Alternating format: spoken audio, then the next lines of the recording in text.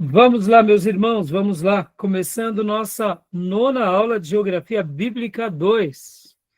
Glória a Deus. Nossa última aula desse módulo, desse semestre. Glória a Deus, estou muito feliz.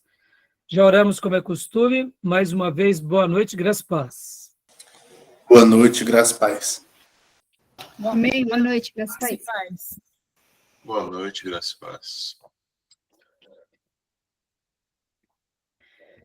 Hoje nós estaremos tratando do último capítulo do livro texto que estamos estudando, livro do pastor Enéas Tonini, material Geografia nas Terras Bíblicas. Vamos falar do cristianismo no Ocidente, tá bom? Então, hoje nós estaremos trabalhando sobre esse material e eu acho que vai ser muito útil para todos nós. Eu não tenho dúvida que os irmãos vão gostar bastante desse assunto. Tá bom, meus irmãos? Estão gostando sobre o tema Geografia Bíblica 2? Sim, sobretudo o Egito. Não entendi, Fia. Sim, tá legal, estou gostando também. Conhecendo muita coisa, principalmente do Egito. Ah, tá. Foi isso que a Beatriz também disse, né, Beatriz? Legal demais, que bom. Fico feliz, né, irmãos, porque, afinal de contas, é um assunto assim, muito relevante para todos nós e não tenho dúvida que os irmãos vão estar utilizando esse material no futuro em escola bíblica, em mensagens, e que Deus continue abençoando muito aí cada um dos meus irmãos, tá bom? Então, meus irmãos, vamos lá então, vamos lá. Hoje, como eu mencionei para vocês, a gente vai estar trabalhando aqui sobre o tema, que é o tema do cristianismo no Ocidente. Seria o último capítulo do livro-texto do pastor Enéas Tonini, né? É claro que depois o livro-texto dele tem 3 apêndices. Tem o apêndice 1, que é o dilúvio e a arca de Noé, à luz das escrituras, da geologia e da arqueologia. Tem também as viagens de Paulo, e tem também religiões e lugares no mundo bíblico, né? Mas a gente vai ficar literalmente no capítulo de número 19, que é o cristianismo no Ocidente. É claro que quando falamos Ocidente aqui, a gente tem que lembrar de uma informação muito importante, que é a seguinte: é o cristianismo ali na Europa, mas é o cristianismo também na Ásia. E quando falo Ocidente, é porque a Ásia, como vocês sabem, e aprenderam já, ou quem sabe, talvez vocês não se lembrem, mas a Ásia é aquele continente onde se encontra, né, esse conglomerado de países que a gente aprendeu, principalmente ali Turquia, Irã, né? O continente asiático ele é muito grande, né? Então pode ver que a própria Rússia ela está sobre 2 continentes. Quando a gente fala 2 continentes, né, que seriam 2 partes, tanto da parte chamada continente europeu quanto asiático. Literalmente a Rússia ela é dividida no meio, né? Ou quase no meio, se a gente pode assim dizer. Então, parte dela pertence à Europa, parte da Rússia, que é essa parte mais que a gente chama de leste europeu, e a outra parte ali onde é a Sibéria, a parte mais gelada, então, que é a parte menos populosa, que aí faz parte do continente asiático. Quando falamos Ásia, a Ásia é muito grande, então a gente vai trabalhar bastante hoje aqui sobre a Ásia Menor, né, que seria o que antigamente se chamava de Anatólia, atualmente na Turquia, tá bom? Então, assim, a aula de hoje vai ser muito legal, porque vai pegar essa região. Eu poderia até dizer, né, para facilitar, seria o Império Romano Antigo, né? A grosso modo é o Império Romano. O cristianismo no Ocidente, com foco, claro, no Oriente ali, de Israel, Síria, né? Mas principalmente indo nessa região ali, onde antigamente era o Império Bizantino, e depois pegando toda essa região da Europa, norte da África, né? Tá bom? Tudo bem? Então, hoje a gente vai trabalhar sobre isso e vai ser muito legal, porque é uma síntese que a gente vai estar fazendo. Eu vou estar utilizando aqui, meus irmãos, o capítulo, né? Como eu mencionei, esse capítulo, no meu livro antigo, do volume 2, era o capítulo 4, do meu livro atual novo, é esse daqui, é o capítulo de número 19. Eu acredito que o de vocês também é o 19, não é isso? Livro-texto? Então, tá bom? Então, aqui, ó, capítulo 19, né? Então, a gente vai seguir ele, vai ser muito legal. Mas antes disso, eu quero ler um texto bíblico, como é costume, né, meus irmãos? Até porque hoje, como eu disse, estou muito feliz, irmãos. Muito feliz com todo o material que nós utilizamos até agora. Feliz porque eu vi o progresso de vocês nesses 2 módulos. Deixa eu até fazer uma pergunta aqui também, de antemão. A matéria Geografia Bíblica, gostaram dessa matéria? Até agora, Geografia Bíblica 1, Terra Santa, e agora Terras Bíblicas. De fato, gostaram? Acharam interessante? Querem fazer algum comentário?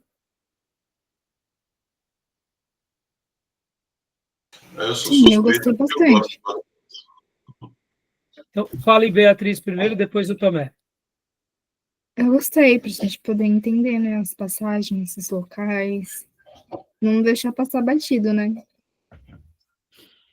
Joia, é isso aí. Né? A gente começa, como há pouco eu também falava com o Júnior sobre o Egito, né, o Império do Egito, né, eles foram tão extraordinários e hoje, quando a gente pensa, né, como o próprio Rodrigo Silva nos menciona, né, irmãos, o Império Humano ele é uma coisa, por mais glamurosa, por mais extraordinária que um dia foi, hoje não passa de uma história, né? Ou seja, o reino dos homens e o império dos homens é passageiro e perene, comparado ao reino de Deus, que é eterno, né? E é a história da nossa vida, é a história das nossas conquistas, né? Diga, A Júnior, pode falar. geografia, puramente geografia, eu não vejo assim tão atraente, mas ela, onde ela tá aliada à arqueologia, à história, à sociologia, aí sim ela traz um encanto, não puramente por ela, mas por essa demais ciência. Aí faz se tornar interessante. É. Mas, assim, são caminhos, né, Júnior? São matérias que a gente vai aprendendo, né? E se enriquecendo com todas elas, né? Diga, Tomé, para a gente ir agora, Tomé, para a leitura do texto.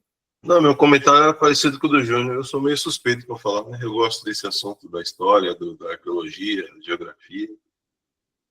É legal você saber, né, como que a humanidade viveu antes da gente, principalmente de que a história não é bem como se conta aí na mídia e nas escolas, né?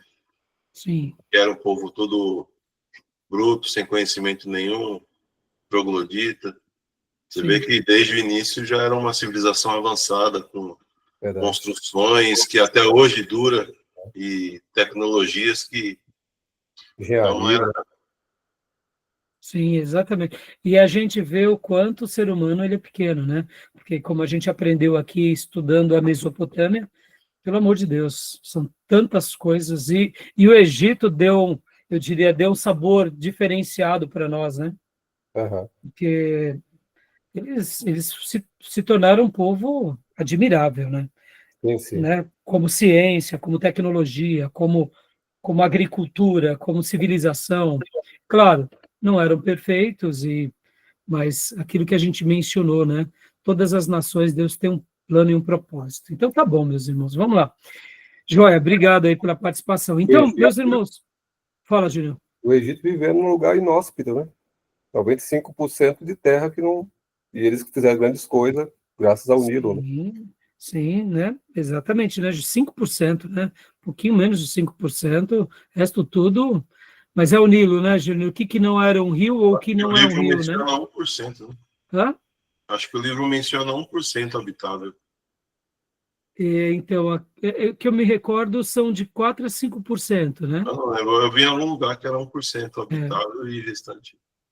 Mas é algo admirável. Porque, se não me falha a memória, o livro-texto menciona menos de 5%. 4%, se não me engano. Mas, assim, irmãos, é admirável, né? Como que se tornou um império de praticamente 3.000 anos. Sim, sim, 3.000 anos, uma civilização protagonista na história, né? Em 5% de território habitável. É admirável. Mas é isso aí, meus irmãos. E agora a gente vai falar, né, do cristianismo no Ocidente, abordando aqui essa parte mais geográfica, tá bom? Mas eu quero ler um texto bíblico aqui com vocês que está em Atos 13, do 1 ao 4. Já coloquei aqui na tela. O irmão que quiser ler para nós, por gentileza, lê esse texto, irmãos, por favor.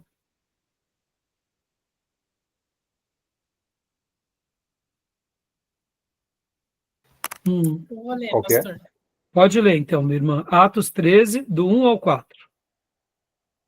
Ora, na igreja em Antioquia havia profetas e mestres, a saber, Barnabé, Simeão, chamado Níger, Lúcio de Cirene, Manaém, Colasso de Herodes, o tetrarca e Saulo. Enquanto eles ministravam perante o Senhor e jejuavam, disse o Espírito Santo: separai-me a Barnabé e a Saulo para chamado. Então, depois de jejuarem, orarem e lhes impuserem as mãos, os despediram. Estes, pois, enviados pelo Espírito Santo, desceram a Seleucia e dali navegaram para Chipre. Amém.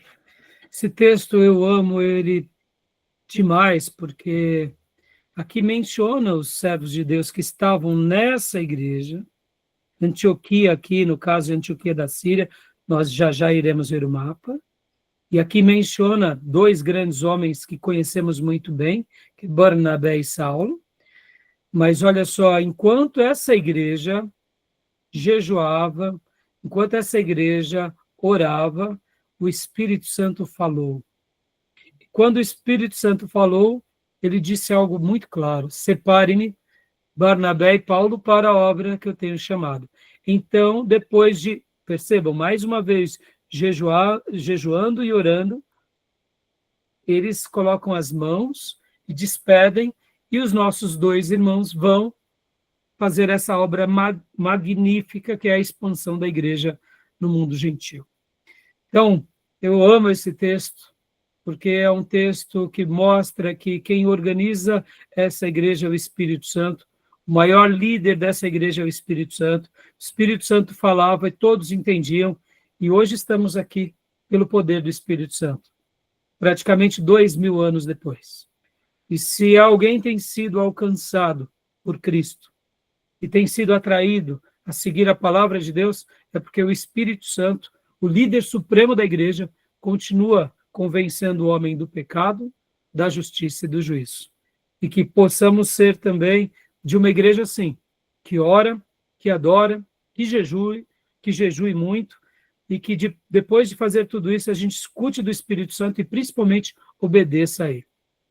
E que a obra que ele tem para nós a gente possa realizar na força do Senhor e na força do Espírito Santo de Deus. Tá bom, meus irmãos? Deixo essa breve palavra aqui, porque hoje a gente vai estar também tocando muito no assunto dessa igreja, tá bom? Eles falaram aí com o Espírito Santo, né? Sim. E foi profecia, então, por um deles ali, né? Para poder... Então, exatamente, Júnior. A proposta hoje não é fazer uma análise do texto, mas aproveitando seu comentário, quem foi a boca do Espírito Santo? Foi alguém. Possivelmente um desses profetas. Podem ver que aqui havia profetas e mestres. Esses dois dons aqui estão sendo dons presentes. Quem foi a boca de Deus aqui? Pode ter sido a irmãzinha do coque. Pode ter sido o irmãozinho porteiro. Pode ter sido um adolescente cheio do Espírito Santo. Mas aqui a Bíblia está falando que haviam esses líderes. E aqui dá o nome deles, inclusive. Quem foi? O que importa não é quem falou, mas quem estava falando. E quem de fato está falando? É o Espírito Santo usando alguém. Podem ver que o texto não traz menção para a pessoa. Pode até ser aqui, por exemplo, Aqui, ó. Lúcio de Cirene, Manaém, Colasso de Herodes o Tetrarca, ou seja, esse tal de Manaém era uma pessoa muito importante da família herodiana. Pode ter sido ele. A gente não sabe. Uma coisa que é categórica no texto é o seguinte: não importa quem falou como pessoa humana. Quem importa foi quem disse de fato, porque ficou claro que quem está falando é o Espírito Santo. E essa igreja era uma igreja madura. E hoje, ao falar sobre ela, eu quero destacar aqui algo muito lindo. Já antecipando, irmãos, foi nessa igreja que pela primeira vez recebemos um dos maiores apelidos da história. Qual é esse apelido? Qual é esse cognome? Qual é? Cristão. Que significa? Pequenos Cristos. Pequenos Cristos. Ou seja, essa igreja foi extraordinária. Mas não era a igreja de Jerusalém, Deus quis usar a igreja de Antioquia da Síria, guardem isso. Não é a igreja de Jerusalém apostólica. É a igreja da Síria, uma igreja gentia, uma igreja que agora alcançou os gentios, que estava fora, inclusive, da nação de Israel. Atos 1:8 tinha se cumprido. O Espírito Santo tinha sido derramado. Eles foram testemunhas em Jerusalém, na Judéia, Samaria, e chegou o evangelho aos confins da terra. E agora, nessa igreja, ela foi a igreja mais missionária do Novo Testamento. Então, assim, por isso que eu amo esse texto, e assim, né, Júnior, obrigado pela sua fala, mas é isso.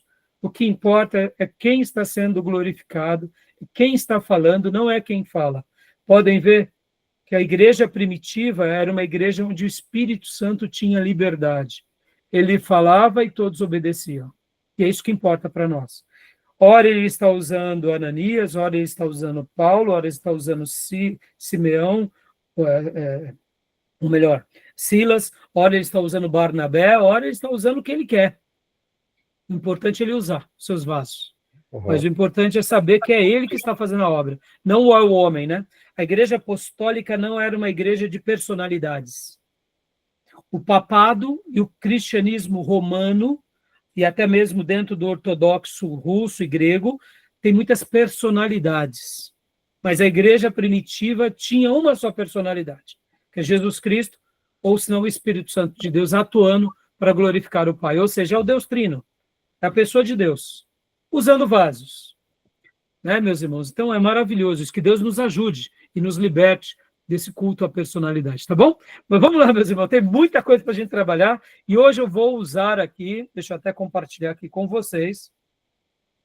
Olha só, vamos estar compartilhando aqui o material, né, aqui o Notebook LM, eu peguei o capítulo, né, no caso, esse capítulo que é o capítulo 19, e eu estou utilizando essa ferramenta, que é a ferramenta do próprio Google, que é o Notebook LM. Já mandei, inclusive, no grupo aqui o áudio. Olha só, o áudio, vocês chegaram a ver? Quem viu o áudio desse material? Alguém viu? Não? Então, só vou colocar, mas eu vou estar disponibilizando tanto nas nossas plataformas de Spotify quanto do YouTube, tá bom? Olha só. Bem-vindos! Hoje a nossa análise vai ser, olha, fascinante. Vamos explorar como é que uma ideia que nasceu ali num cantinho do Império Romano acabou viajando pelo mundo antigo. O foco é a expansão inicial do cristianismo. E para isso a gente está se baseando nas fontes que recebemos, né? Trechos da jornada do peregrino, textos relacionados que detalham as figuras-chave, os locais, o contexto cultural da época. Exato. E a nossa missão aqui é tentar entender não só o que aconteceu, sabe? Mas investigar o como e o porquê de certas cidades, certas rotas terem sido tão importantes nessa disseminação inicial. É tentar conectar os pontos mesmo, entre os eventos, a geografia, a cultura que esses materiais descrevem. Certo. Tá bom, meus irmãos? Então depois ouçam, né? Muito legal, né? E agora eu vou utilizar esse material, porque aqui ele faz uma síntese muito linda, olha o resumo. Só para vocês terem uma ideia, aqui olha o resumo, é muito legal o resumo que ele cria, né? Deixa eu só mostrar para vocês, ó. Esse daqui é um resumo muito muito interessante. E eu vou usar agora aqui esse mapa mental para a gente seguir o nosso caminho, porque vai ser muito legal, né? Aqui, ó. Cristianismo no mundo antigo. Estão dando todos para verem? Joia? Então, a gente vai seguir aqui por esse material, porque aqui faz uma síntese. É óbvio, irmãos, o pastor Ernesto Nini, no seu livro-texto, quando ele fala do cristianismo no Ocidente, são muitas cidades, como eu mencionei para vocês, né? Ele começa falando da Arábia, de Damasco, Antioquia da Síria, aí vem para a Anatólia, vem para as 3 viagens missionárias de Paulo, depois a sua 4ª viagem, que é a Roma. Nós não chamamos a 4ª viagem de Paulo como uma viagem missionária, porque foi o momento que ele foi aprisionado, e depois ele é levado para Roma, onde ele tem aquele náufrago, aquela experiência maravilhosa, sendo visitado por Deus, salvando ali os marinheiros, e parando na ilha de Malta. E aí, depois vem os próximos capítulos, que é a Grécia, vem as cidades do tempo de Paulo, que aí ele cita Tarso, Alexandria, Petra, Antioquia da Síria, Filipos, Tessalônica, Atenas, Corinto, Roma, e as 7 igrejas da Ásia, Éfeso, Esmina, Pérgamo, Tiatira, Sardes, Filadélfia, Laodiceia, e por último, Pátimos. Então, meus irmãos, não vai dar em uma aula para a gente tratar tudo isso, por isso que agora eu vou seguir esse roteiro, e eu vou tentar fazer uma síntese rápida, e vou dedicar tempo nas cidades principais, tá bom? Beleza? Qualquer dúvida, vocês me procurem, né, depois nos nossos grupos de WhatsApp, tá bom? Olha só, então, quando a gente fala desse assunto, abrindo aqui, né, começando, cristianismo no Ocidente, meus irmãos. Tá dando para todos vocês verem? Então, Júnior, começa para nós aqui, lendo para nós, cristianismo no Ocidente, meu irmão. Ok. Berço do cristianismo, expansão do evangelho, descentralização e perseguição. E aí, o último ponto? Paulo e a pregação mundial. Então, como berço do evangelho, eu já abri aqui, né? Olha só.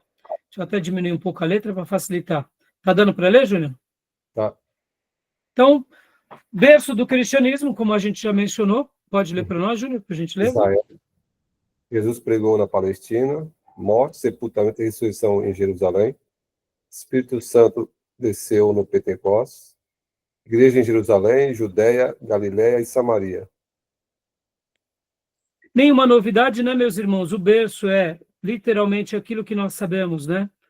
O evangelho, ele nasce no judaísmo.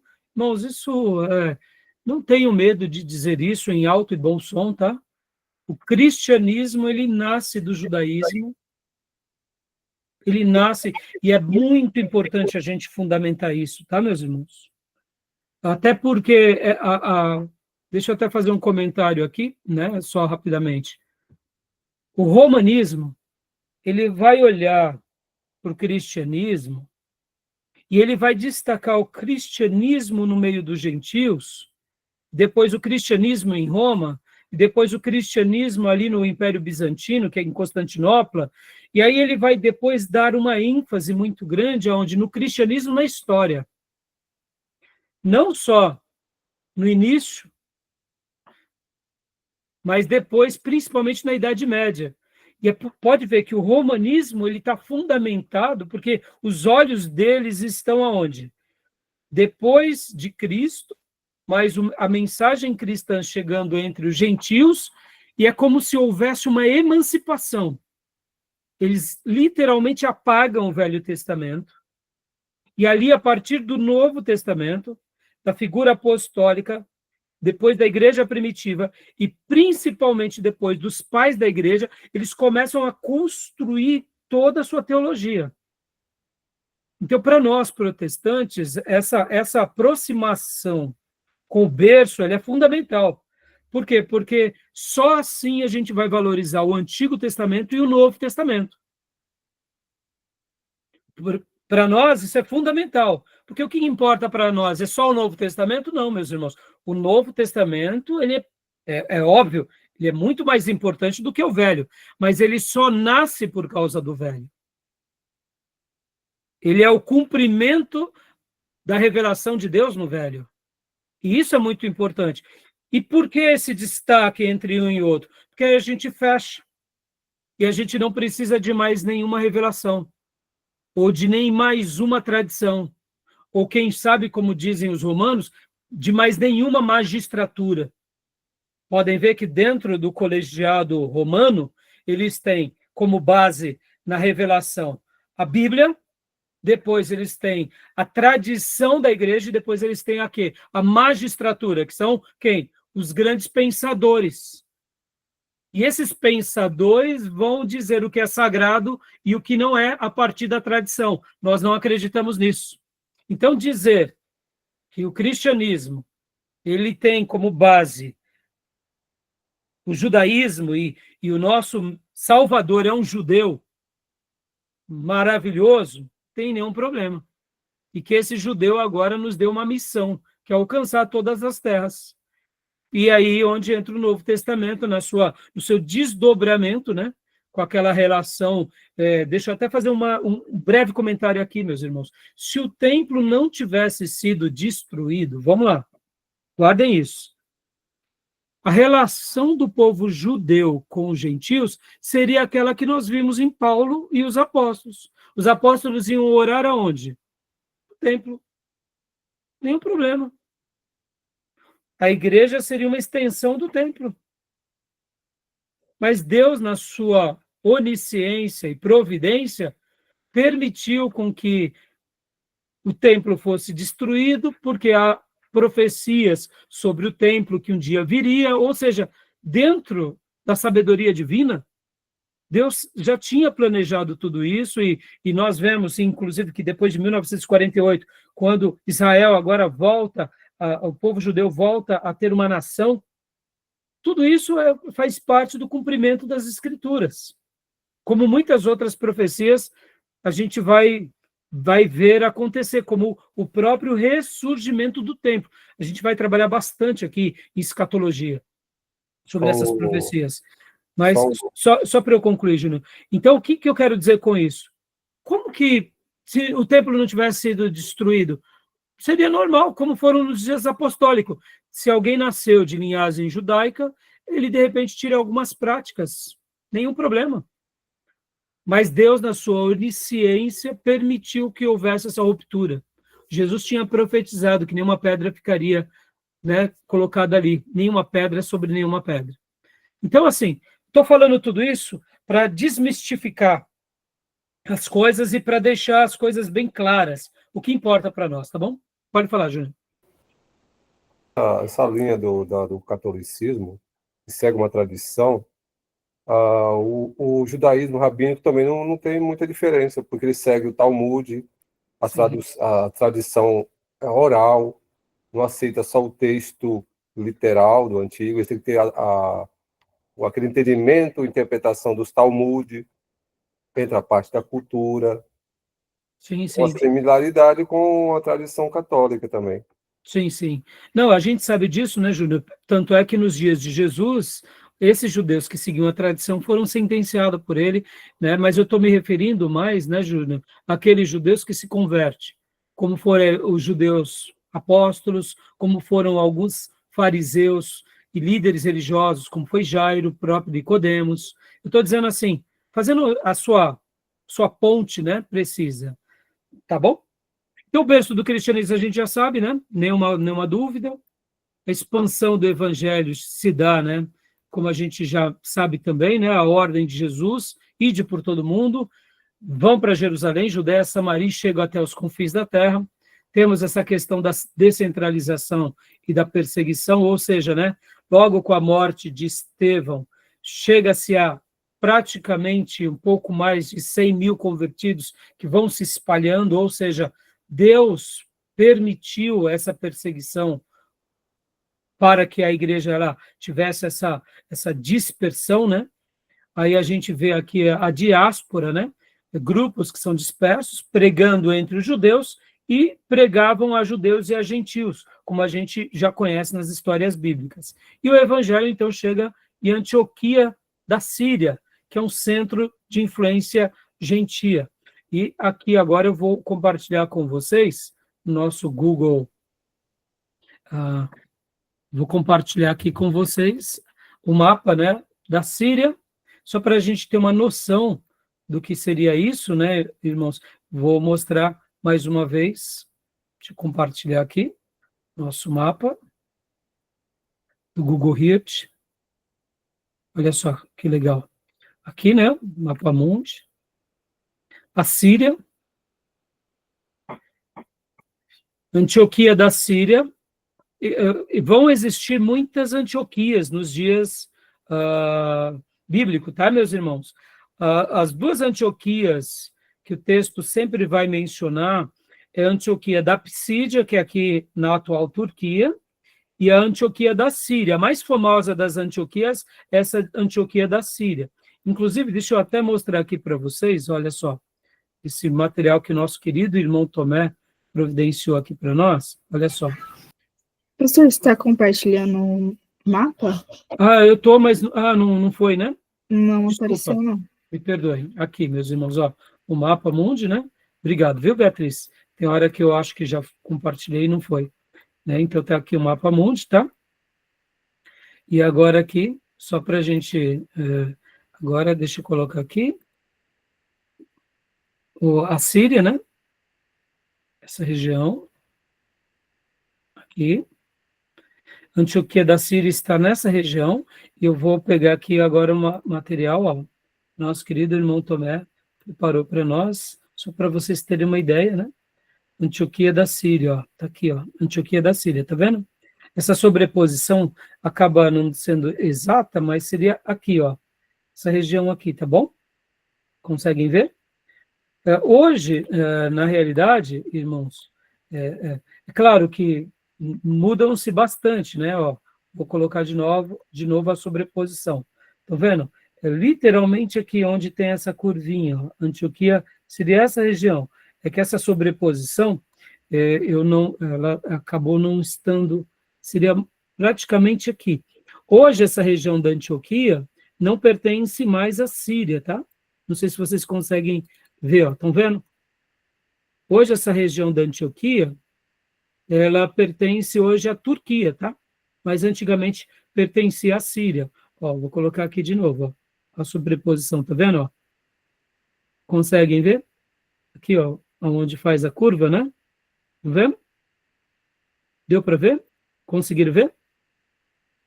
A sobreposição Sim, deu do pra ver. mapa, a sobreposição do mapa tem hora que, por ser o globo, eu tentei até ajeitar e eu não consegui. Mas percebam que a Antioquia está aqui, ó. Antioquia da Síria. Então, eu vou tirar aqui, ó, só para vocês terem uma ideia, olha lá. Sobreposição. Ó. Então, aqui, ó, seria essa posição. Inclusive, eu vou, ó, é o tal essa cidade aqui, ó. Aqui, ó, Antioquia seria Antaquia. Seria essa cidade, tá bom? Seria literalmente essa cidade. Hoje ela pertence aqui, ó, à região da Turquia, tá bom? Tudo bem até aí, meus irmãos? Tranquilo? Tranquilo. Jóia. Então, vamos lá. Voltando aqui, então, para o nosso material.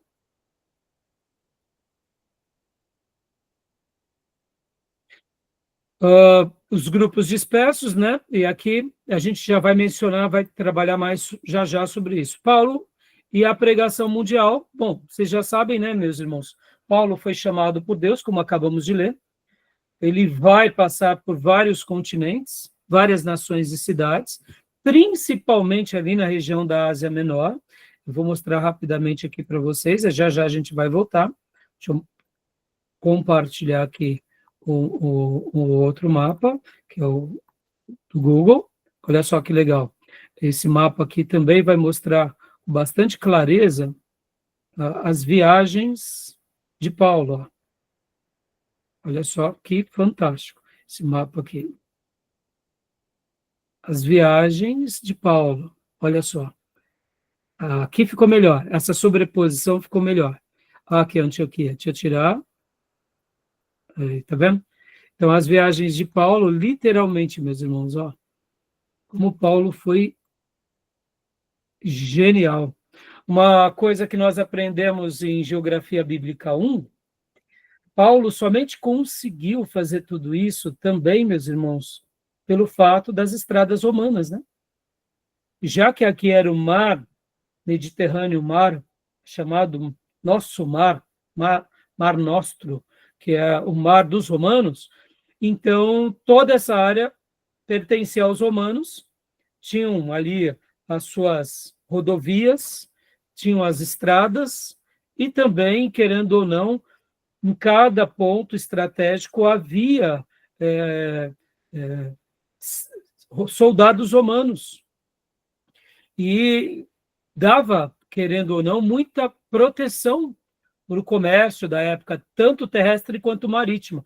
Mas mesmo assim, meus irmãos, Paulo foi genial, né? Porque olha só quanto nosso irmão ele conseguiu fazer, né? Tá bom? Tudo bem até aí? Alguma pergunta? Alguma dúvida? Então vamos lá, voltando aqui para o nosso material. A gente já vai voltar para esse material, tá? Pode falar.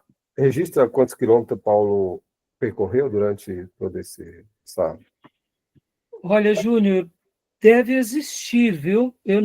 Sim, mas assim, Júnior, é uma coisa imensa, né? Eu nunca vi nenhum dado e eu não me lembro, viu, Júnior, de nenhum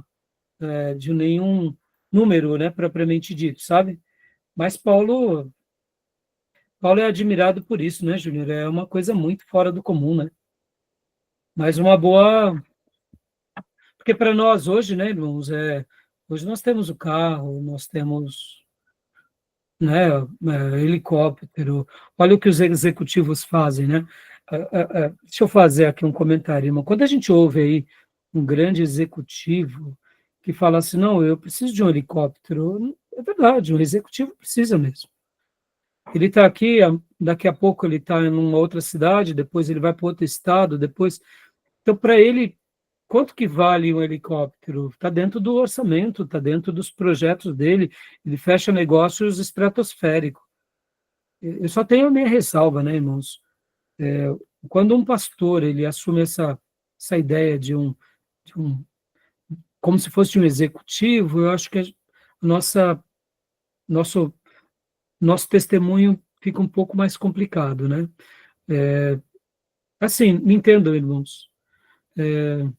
Não sou contra, né, pastores que podem até conseguir isso pelo seu trabalho e vamos supor que sejam prósperos nos seus negócios. Não sou contra. Mas eu sou contra quando pastores conseguem isso em nome da igreja e toda essa riqueza está no nome dele. Se uma igreja cristã consegue, né, de repente, se prospera muito e dentro dos seus projetos há uma necessidade, não vou julgar, eu acho um pouco estranho, para mim não fecha muito, né?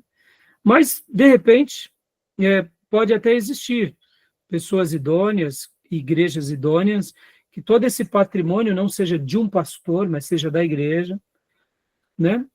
Mas, assim, hoje muda muito para nós, porque, voltando a falar, né? Paulo fez tudo isso e ele não precisou de nenhum artifício, eu diria, humano, né? Mas aqui, eu não estou querendo entrar no mérito agora, porque não é esse a pauta. Estou fazendo aqui um comentário, fazendo uma comparação sobre o que o Júnior acabou de dizer. Quantos quilômetros ele percorreu, né? E ele fez tudo isso pelo Evangelho, para Cristo, com muito sofrimento. Ele não foi de classe especial, ora ele foi como escravo, ora ele sofreu. Entendam? A proposta bíblica é outra. O nosso rei, que era um judeu, ele não tinha onde reclinar a cabeça. Então, percebam, irmãos, a proposta do cristianismo é de modéstia, tá bom? Voltando aqui às falas, eu sei que a igreja prosperou, a igreja cresceu, e amanhã não vou julgar uma igreja que enriqueceu. E se Deus deu muitas virtudes e muitas riquezas a uma igreja, uma denominação, e se eles forem cheios do Espírito Santo, eles vão usar todos esses meios para a glória de Cristo, e a história vai mostrar que eles não se tornaram marajás da fé. A minha crítica, talvez, o que eu quero, trocando em miúdos, eu faço a crítica aqui aos neopentecostais, que para mim eles têm mais feito um desserviço do que um serviço, tá bom? Resumindo é isso, tá bom? Vou voltar para o tema que é o que importa. Vamos lá. Então, cristianismo no Ocidente, agora vamos lá. O ponto principal aqui do apóstolo Paulo, né, dentro das suas viagens, é a Arábia, né? É a Arábia. Não vai dar tempo de a gente entrar em todos os méritos. Leia para nós agora aqui, irmã Elisângela, esses pontos, né, que eu abri da Arábia. Por favor. Está dando para ler? Arábia. Sim. Período de Paulo na Arábia. Etimologia do termo, divisão geográfica, limites, extensão territorial, divisões Ptolomeu, aí acidentes geográficos, o povo árabe, reinos e relações com hebreus, a Arábia de Paulo, Gálatas 1:17. Bom, o que a Bíblia vai destacar aqui nesse ponto, só para a gente poder pontuar melhor, meus irmãos, que Paulo realmente ele teve um período muito importante na Arábia. Vocês lembram disso? Quem se lembra? Qual foi o tempo que Paulo gastou na Arábia? Para quê? Acho que foi 12 anos, não? Foi um período, não necessariamente de 12 anos, mas assim, que a Bíblia vai citar que ele vai para a Arábia, lembra, Júnior? Sim, foi parado e teve um encontro com Jesus, né? Isso, exato. Olha aqui, meus irmãos, a Península Arábica é exatamente isso. Deixa eu só explicar uma coisa para os... Deixa eu colocar aqui, a Arábia Saudita. Arábia Saudita, toda essa região aqui, tá vendo? Arábia Saudita. Pode ver que ela é uma península, né? O que é uma península, irmãos? Península é uma quase ilha, né? A sua palavra, etimologicamente, da palavra península, é que nem aqui, ó, Península Ibérica, ó. Aqui, nessa região, né, onde é a Espanha, tá vendo? Por que é chamada de Península Ibérica? Aqui seria o Estreito de Gibraltar, que aqui é onde liga, né, quase liga, se a gente pudesse dizer, a África com a Espanha, né? É um período, tem aqui um mar, né? Passam, né? O Estreito de Gibraltar é aqui chamado, e aqui que seria quase que a união entre a África e a Espanha, que é chamada península, né?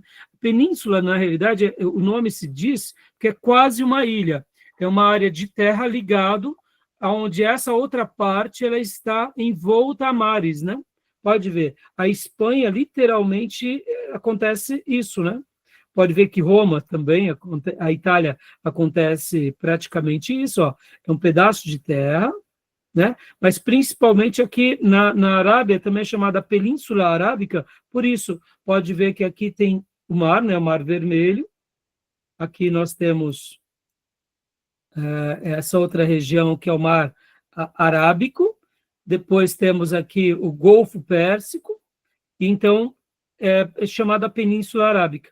Temos o Iêmen aqui para baixo, Oman, aqui, ó, Emirados Árabes Unidos, o Bahrein, o Kuwait, né? Aqui é o Iraque e o Irã, né? Então, quando a Bíblia fala que Paulo ele veio para a Arábia, seria literalmente essa região aqui, né? Ó, seria essa região. Ele ficou aqui nos desertos da Arábia, irmão, que é imenso, né? Deserto, a Bíblia fala. É deserto. Então ele veio para essa região. Talvez essa região onde hoje é a Jordânia, tá vendo? Ó, aqui já é uma região desértica. Alguns historiadores vão mencionar que a Arábia poderia significar também Península do Sinai, tá, meus irmãos? Dando uma ideia que Paulo ele vem para o deserto. Então, não necessariamente ele vem aqui para toda essa região. E aqui ele fica, conforme está lá em Gálatas, vamos voltar aqui, conforme está em Gálatas, ele fica por volta de 3 anos. E aqui a gente entende que foi o seminário do nosso irmão Paulo, né? Como está lá em Gálatas, ó. Gálatas 1, 17. Então, é onde Paulo, literalmente, ele parte para essa região, e aqui é onde Paulo, ele vai, ó, aqui, ó, Taylor que vai mencionar que pode ser o Sinai, né? Quais são os possíveis lugares em que Paulo vai, de fato, né? Aí são várias cidades, né, que é mencionada, mas a gente sabe que ele foi para o deserto, e ali ele fica. Então, Paulo, ele literalmente está tendo aqui o seminário dele. Então, a Arábia vai ser um contexto muito importante para a vida de Paulo, porque aqui seria o lugar, né, essa região onde ele aprende com o Senhor. Me permita a comparação, tá, meus irmãos? Jesus separou 12 e esteve com os 12. O próprio Jesus depois esteve com Paulo, o Cristo ressurreto. E Paulo foi extraordinário, a gente não tem dúvida disso. Na história do cristianismo desses 12 mil anos, é um discípulo que é discipulado por algum mentor, né? No caso, chamamos de mestre com as suas devidas palavras. A gente sabe que o nosso mestre é Jesus, mas vamos colocar aqui, é um professor que ensina os seus alunos, não é? Eu, por exemplo, estou aqui ensinando teologia para vocês. Os pastores de vocês nas igrejas locais continuam ensinando vocês. Então, percebam que a nossa história é uma história onde, ora, aprendemos, e depois de aprender, vivemos o que aprendemos, ganhamos pessoas e discipulamos essas pessoas. Só que com Paulo foi diferente, né? Então, a Arábia tem, e o pastor Ernesto Tonini deixa aqui um lugar bem exclusivo a essa questão, mostrando que Paulo realmente foi diferente. Paulo teve uma participação diferente. E, inclusive, quando é mencionado aqui o povo árabe, vocês têm que lembrar que o povo árabe, nessa região da Arábia, já habitava alguns descendentes de Cã. Ou seja, quando vem Ismael, e ele vai depois, porque vocês têm que lembrar que os árabes derivam de quem? De Ismael e de Agar, né? Uhum. Então, quando Ismael e Agar elas seguem, eles vão se unir com esses povos camitas. Logo, o povo árabe é uma união de Ismael com aqueles habitantes que já viviam nessa região, tá bom? Mas quando nós falamos sobre o povo árabe, de uma forma geral, a gente está se referindo principalmente a quem, meus irmãos? A gente está se referindo aos descendentes de Ismael, né? Tá bom? Tudo bem? Sim. E é uma semelhança aí de Paulo, que ficou esse período, com Moisés no monte, né? 40 dias. Por isso que Taylor Jr. vai mencionar que também Paulo possivelmente pode ter ido para uma região do Sinai. E aí nenhum problema, viu, meus irmãos? Nenhum problema, tá? Uma coisa é fato. Paulo, ele fica de forma reclusa, por volta de 3 anos a 3 anos e meio também, ou quem sabe um pouco menos, ou um pouco mais, nós não sabemos, mas ele aprende diretamente com Jesus. Aí agora, só para mostrar para vocês, vamos pegar um texto aqui, irmãos, que é bem... Vamos ler esses 2 textos aqui. Gálatas 1:17, e depois vou ler outro texto com vocês. Olha só que interessante. Deixa eu mostrar aqui para vocês como a Bíblia nos mostra isso, e tem hora que a gente não percebe. Vamos lá primeiro aqui vamos primeiro para o texto de Gálatas 1:17. Vamos lá, Gálatas 1:17, e depois vamos para 1 Coríntios 11:23. Então, Gálatas 1:17. Olha só. Gálatas 1:17, ó. Quem quer ler, pode ler para nós aqui, por gentileza.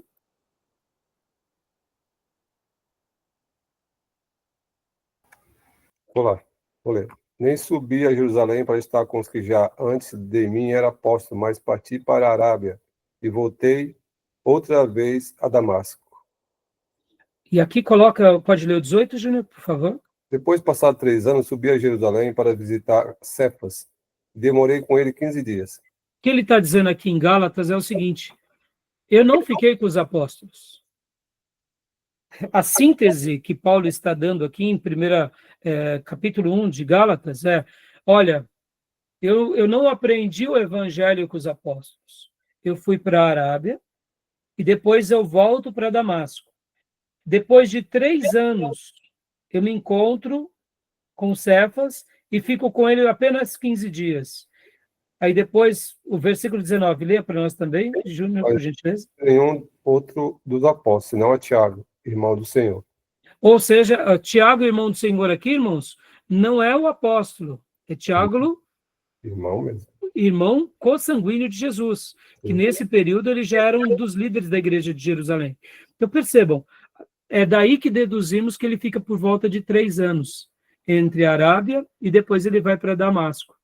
E agora, então assim, sem gastar muito tempo da análise de Gálatas 1, quando Paulo está aqui repreendendo Pedro, porque Pedro estava fazendo acepção de pessoas, porque enquanto o evangelho chega na Galácia, Pedro vai lá para a Galácia. Quando Pedro vai para a Galácia, tinha 2 grupos, judeus e gentios. Mas ele chega lá entre os judeus, e aí ele começa a ficar apenas agora. Enquanto Paulo e os demais irmãos judeus não estavam lá, Pedro ficou com os gentios. Depois que chegaram um grupo de judeus, ele só ficou com os judeus. Aí Paulo vai até ele e o repreende, mostrando que ele está errado, que ele está fazendo acepção de pessoas.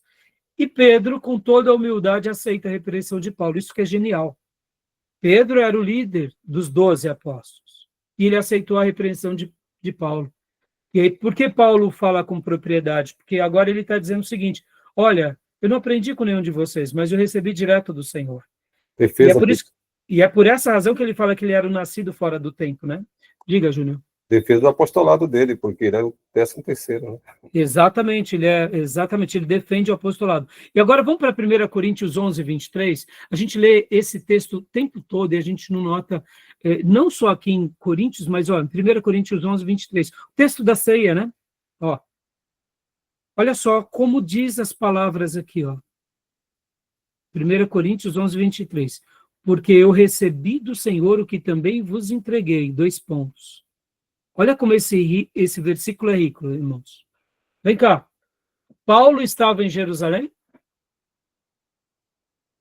Paulo aprendeu isso com os apóstolos?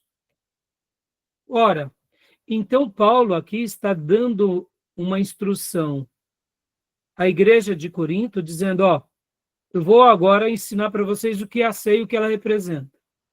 E quem me ensinou não foi Cefas, nem Tiago, nem os outros, entre os 12, mas eu recebi do Senhor. Em outras palavras, possivelmente foi lá, no deserto da Arábia. Ou quem sabe em um outro momento, quando o Senhor ensinava Paulo. Paulo era genial, meus irmãos. Quando Paulo define a igreja em Éfeso, a carta aos Efésios, quando Paulo fala sobre a eleição, a adoção em Romanos, ele tinha aprendido tudo isso de Jesus no seminário que ele fez, possivelmente, lá no deserto da Arábia. Em outras palavras, por isso que Paulo foi um gigante, fora da curva. Ele está dizendo aqui, olha, eu recebi do Senhor. Em outras palavras, isso daqui que eu tenho ensinado a vocês, eu aprendi diretamente com Cristo ressurreto. Louvado seja Deus, não? Pode ver, aqui o texto está dizendo. Ele não aprendeu com ninguém. Porque não teria nenhum problema se ele tivesse aprendido. Ele poderia falar, assim como eu aprendi, mas não foi. Então percebam que Paulo, muitas vezes, ele vai dizer algo desse tipo, ou ele vai falar diretamente do Senhor à igreja. Então percebam que Paulo, ele recebeu durante um período, por isso que nós temos, deixa eu até ensinar uma coisa aqui, para a gente estar concluindo, né, irmãos? Essa parte, né, porque a gente parou aqui, voltando para, a gente parou nessa parte aqui, ó, na Arábia, né, a gente vai para o próximo bloco, a gente vai agora para Damasco, tá? Então, só para mostrar aqui para vocês uma coisa, olha só, voltando. Paulo, meus irmãos, quando a gente vê qual é a importância de Paulo, deixa eu só mostrar aqui e fazer um breve apanhado. Ó. Nós temos o Antigo Testamento, nós temos o Novo Testamento. Somam-se 66 livros. Dos livros do Novo Testamento, quase metade foram escritas por Paulo. A outra metade foi escrita, aí sim, pelos demais apóstolos e discípulos. Se nós tirássemos os escritos de Paulo, sobraria muito pouco do que nós conhecemos como estrutura. Quando nós pegamos o Novo Testamento e a gente faz um breve apanhado entre o que é de Paulo e o que não é de Paulo, por exemplo, irmãos, vamos lá. O que não é de Paulo são os evangelhos. Quem mais? As cartas de... Pastorais. Não. Pedro. Pastorais é de Paulo. Ah. Pedro, João, Pedro, João, Tiago, Judas. né? Judas, né? Que mais? Hebreus, que durante muitos anos foi tida como escrito de Paulo, mas a gente sabe que possivelmente não foi Paulo, mas talvez um discípulo de Paulo. Tiago. Talvez. Tiago. E então, quando nós pegamos aqui, meus irmãos, agora vamos lá. Vamos pegar só esse bloco. Se nós não tivéssemos os escritos de Paulo, e qual que é a questão? Quando a gente fala os escritos de Paulo, irmãos, a gente tem Romanos, nós temos Efésios. Só aqui, meus irmãos, só Romanos e Efésios, quase todas as doutrinas principais do Novo Testamento estão aqui, em Romanos e Efésios. Aí vem Coríntios. Ou seja, meus irmãozinhos, percebam, Paulo, ele é chamado na teologia como aquele que define o que é o cristianismo. Ele estrutura o cristianismo. Por isso que Paulo ele é fora da curva, né? Então, assim, realmente, o Novo Testamento sem Paulo, se hoje, com Paulo, já tem tantas heresias, sem Paulo, pelo amor de Deus, a gente seria uma igreja perdida cada um seguindo a Jesus do seu jeito, entendeu? Mas Paulo, ele define o que é igreja, o que são doutrinas, o que é Bíblia, o que são mandamentos, como que se evangeliza, o que é a ceia, o que é consagração. Ou seja, Paulo, ele vai pegar tudo aquilo que Jesus fez e agora ele vai dizer, o que Jesus disse é o seguinte, no dia a dia é assim. Ele sistematizou. Ele sistematiza. Obrigado, Júnior, essa palavra. Mas tem gente que discorda, viu? Tem gente, tem uma corrente que discorda de Paulo, que diz que com Paulo ele veio com toda uma filosofia helênica, estoica. Então alguns criticam Paulo. Sim. Eu não sei como eles conseguem fazer essa façanha, né, Júnior? Mas a gente respeita. Eu não penso nem um pouco assim. Eu acho que sem Paulo nós seríamos um frangalho, entendeu? Na minha opinião. A igreja, pode ver, quando nós pegamos... O que é uma igreja bíblica? É todo o Novo Testamento, baseado, fazendo a correlação precisa no Velho. Sistematizou, né? Deus organizou todo. Tá bom? Então, agora a gente vai para Damasco e para as outras cidades, tá bom? Alguma pergunta, meus irmãos? Alguma dúvida? Querem fazer algum comentário? Não? Podemos dar uma pausa, então? Então, vou dar uma pausa agora, tá bom? E vamos para o nosso intervalo. A gente volta logo na sequência, tá bom?